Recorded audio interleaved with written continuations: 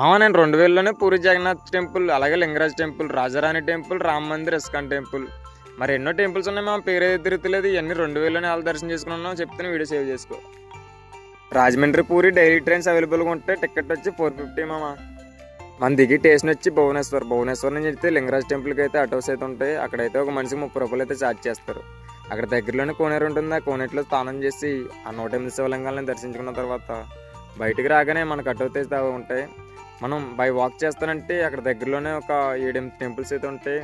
ఇక్కడ మన చుట్టూ ఎప్పుడు ఆటోలు తిరుగుతుంటే ఒక మనిషికి వచ్చి 250 రూపాయలు అయితే ఛార్జ్ చేసుకుంటారు. ధౌలి, రాజారాణి టెంపుల్, బ్రహ్మేశ్వర్, రామ మందిరం, ఇస్కాన్ టెంపుల్, ఉదయగిరి మరియు నందగిరి అనేది ఉంటుంది.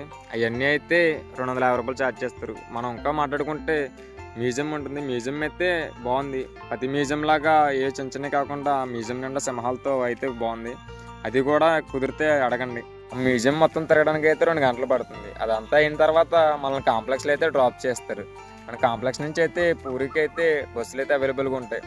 మనకు ఒక మనిషికి వచ్చి 100 రూపీస్ అయితే ఛార్జ్ చేస్తారు. మనం పూరిలో దిగిన తర్వాత అక్కడ నుంచి అయితే టెంపుల్స్కి ఆటో ఎక్కాలి.